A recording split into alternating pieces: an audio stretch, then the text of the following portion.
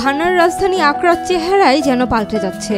একসময় যেসব প্লাস্টিকের বোতল, প্যাকেট আর বর্জ্য শুধু জলাবদ্ধতা আর দুর্গন্ধ ডেকে আনত, এখন সেগুলোই হয়ে উঠেছে মানুষের রুটিরুজির মাধ্যম। বাংলাদেশের একমাত্র স্মার্ট সিটি বসুন্ধরা এখন আরো নিরাপদ, আধুনিকতায় আরো এক ধাপ এগিয়ে। মাত্র কয়েক মাস আগেও আকরার অলিগলিতে বৃষ্টি হলেই ভেসে বেড়াতো পানির বোতল, প্লাস্টিকের ব্যাগ, আটকে যেত ড্রেন। এখন চিত্র একেবারেই আলাদা, কারণ ঘানা জুড়ে শুরু হয়েছে বিশাল এক রিসাইক্লিং অভিযান, যার নেতৃত্ব দিচ্ছে দেশটির পরিবেশ, বিজ্ঞান, প্রযুক্তি ও উদ্ভাবন মন্ত্রণালয়। $7 মিলিয়ন এই প্রকল্পের মূল লক্ষ্য প্লাস্টিক বর্জ্য থেকে জনগণকে আয়ের সুযোগ করে দেওয়া আর একই সঙ্গে জলাবদ্ধতা ও পরিবেশ দূষণের লাগাম টেনে ধরা। পরিবেশগত প্রভাব ছাড়াও এই রিসাইক্লিং আন্দোলন বেকারত্ব মোকাবেলায়ও সাহায্য করছে, কারণ এটি স্থানীয়দের জন্য আয়ের নতুন উৎস তৈরি করছে।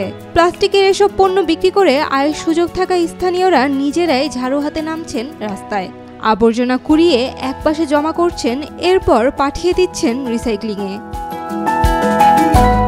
সেখানকার একজন স্থানীয় জানান, আগে বৃষ্টির সময় প্লাস্টিকগুলো ভেসে বেড়াতো, এলাকা প্লাবিত হতো, এখন সব পরিষ্কার হওয়ায় ড্রেনেও পানি আটকাচ্ছে না। আরেক বাসিন্দা জানান, আগে এইসব প্লাস্টিকের কোনো দাম ছিল না, এখন এগুলো কুড়িয়ে বিক্রি করে খাবার কেনা যায়, রুটি কেনা যায়, নিজের আলাদা আয় হয়। পরিসংখ্যান বলছে ঘানায় বছরে প্রায় 8,40,000 টন প্লাস্টিক বর্জ্য উৎপন্ন হয়, অথচ আগে এর মাত্র 9.5% পুনর্ব্যবহার হতো। এখন সেই চিত্র পাল্টে যাচ্ছে।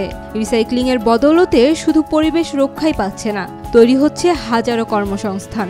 ঘানার এই রিসাইক্লিং বিপ্লব যেন পুরো আফ্রিকার জন্য হয়ে উঠেছে এক অনুপ্রেরণা।